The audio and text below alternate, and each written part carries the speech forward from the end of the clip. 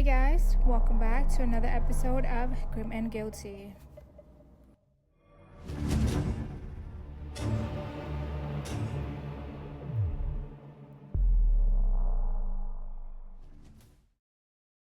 On December 29th, 1972, Eastern Airlines Flight 401 departed John F. Kennedy International Airport in Queens, New York, bound for Miami, Florida. The flight was scheduled, routine, and a standard holiday season trip. On board were 163 passengers and 13 crew members, including 3 in the cockpit and 10 flight attendants working the cabin. For the most flight, everything appeared normal.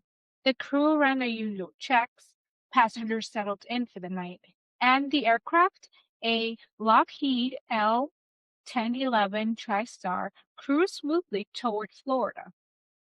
But as the plane approached Miami, tragedy struck. A series of small errors and distractions accumulated a disaster. The flight was descending toward Miami International Airport just before midnight when the first signs of trouble appeared. The landing gear indicator light, the nose gear down and locked light, failed to illuminate. Normally, this light confirms that the nose landing gear is properly developed and secure. In response, the cockpit crew focused on troubleshooting the light, attempting to verify the status of the landing gear. In the cockpit were Captain Robert Loft, First Officer Albert Stockstill, and Flight Engineer Don Repo. While they concentrated on the malfunctioning indicator, the air pilot, which had been engaged, continued to maintain altitude. But very slowly, the aircraft began to lose altitude. No one noticed immediately. The crew was distracted and the plane's descent went unnoticed. At 11:51 p.m., Eastern Airlines Flight 401 crashed into the Florida Everglades near Miami, just a few miles short of the runway. The aircraft broke apart on impact and fire quickly engulfed the wreckage. The human toll was severe. Of the 176 people on board, 101 were killed, including all 3 cockpit crew members, 2 of the 10 flight attendants, and 96 passengers. 75 survived the crash, though 58 suffered serious injuries.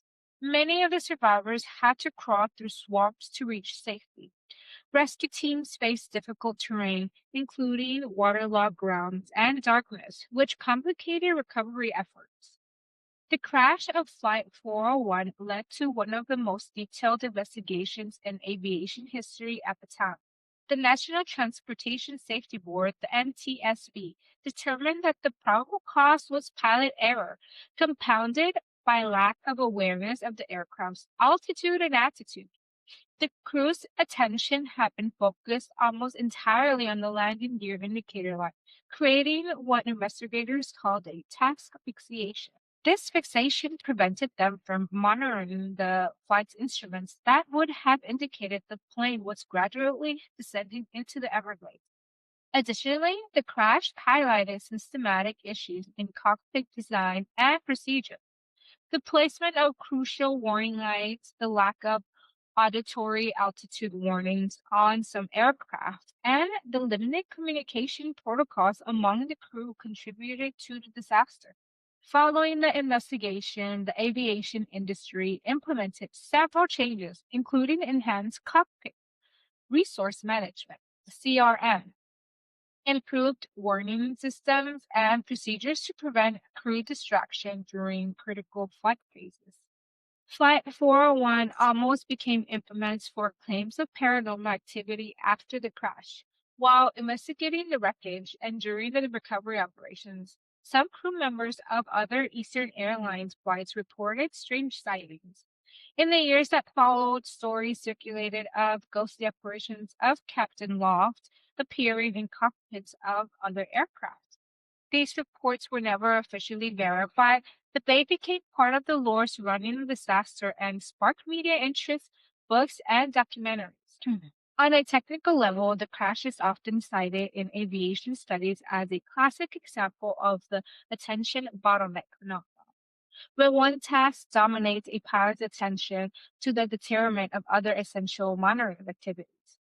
The lessons from Flight 01 reshaped airline training, leading to what is now known as crew resource management. CRM focuses on communication, task delegation, and situational awareness to prevent small errors from cascading into catastrophe. The recovery operation after the crash was complicated by the swampy terrain. Bodies and wreckage were difficult to locate, and the rescue personnel had to navigate water, mud, and dense vegetation.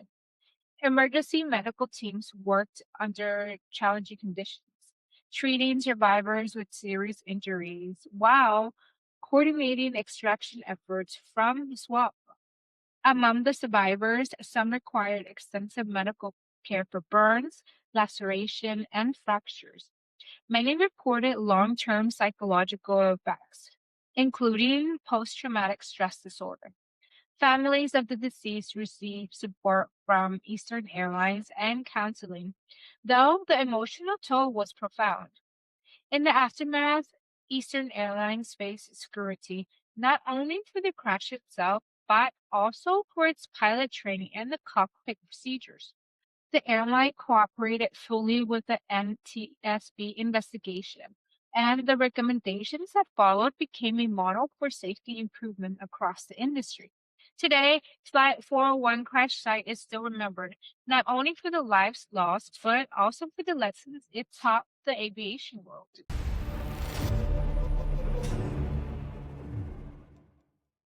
In the early morning hours of June 10th, 1912, something brutal and deliberate unfolded inside a small white house in Villesca, Iowa. By sunrise, 8 people would be dead, bludgeoned with an axe while they slept. No one would ever be charged. And more than a century later, the house where it happened is considered one of the most haunted locations in America. Villesca was a quiet farming town, the kind of place where doors were rarely locked and everyone knew each other. The Moore family lived in the modest frame house on East 2nd Street. Josiah Moore was a successful businessman. His wife Sarah was well known in the community, and their 4 children, Herman, Catherine, Boyd, and Paul, range in age from 5 to 11. On the evening of June 9th, the Moore children attended a church program. 2 sisters, Lena and Ina Stillinger, friends of the family, were invited to stay the night. It was meant to be a sleepover. Nothing about the night seemed unusual. Sometime after midnight, someone entered the Moore home. Investigators later believed the killer waited inside the house, possibly hiding in the attic until the family went to sleep. One by one, each victim was struck with the blunt end of an axe. The blows were severe, repeated, and focused on the head. There was no sign of a struggle long enough to wake neighbors. By morning, all 8 were dead. What made the scene even more unsettling were the details discovered afterward. Every victim's face had been covered with sheets or clothing. Mirrors in the house were covered. Windows were draped. A slab of bacon and a bowl of water were left near the murder weapon. The axe itself belonged to Josiah Moore and had been wiped clean before being placed back inside the house. When the bodies were discovered later that day, the crime shocked not only Villesca but the entire country. Newspapers across the United States carried the story, calling it one of the most horrific crimes in American history. The investigation, however, was deeply flawed. The crime scene was trampled by townspeople, reporters, and even curious officials. Evidence was contaminated almost immediately. Despite multiple suspects being questioned over the years, including traveling ministers, former employees, and no criminals, no one was ever convicted. One suspect, a traveling preacher named Reverend George Kelly, even confessed at one point, then recanted. Another man, Frank Jones, a former business associate of Josiah Moore, was widely suspected but never charged. The case slowly went cold. As years went by, the house stood empty, and then the stories began. People who entered the Villisca Axe Murder House reported strange sensations almost immediately. Cold spots appeared in rooms with no explanation. Sounds of footsteps echoed through the halls when no one else was inside. Some claimed to hear children's voices, laughing, crying, whispering, late at night. Visitors reported doors slamming on their own. Objects moved, lights flickered. Some claimed to see shadow figures near the staircase or standing at the foot of the beds. One of the most disturbing claims involves the attic, the space investigators believe the killer may have hidden before the murders. Visitors often report overwhelming feelings of dread there, sudden nausea, and intense pressure in the chest. Several people have reported being touched or pushed while standing in that space. Paranormal investigators have documented unexplained audio recordings, including what sounds like a child's voice saying "Mom" or "Please." Others have reported scratches appearing on their arms or backs after leaving the house, with no memory of being injured. Skeptics argue these experiences are psychological, the power of suggestion in a place so saturated with violence. But even skeptics admit the consistency of reports over decades is difficult to ignore. The house eventually became a focal point for paranormal research. It was restored and opened to the public as a historical site and overnight investigation location. Visitors are allowed to stay inside, sleeping in the very rooms where the murders occurred. Many who have stayed there overnight report activity increasing after midnight. Some claim the children's room is especially active. Others say the parents' room feels heavy and oppressive. Electronic equipment frequently malfunctions. Batteries drain unexpectedly.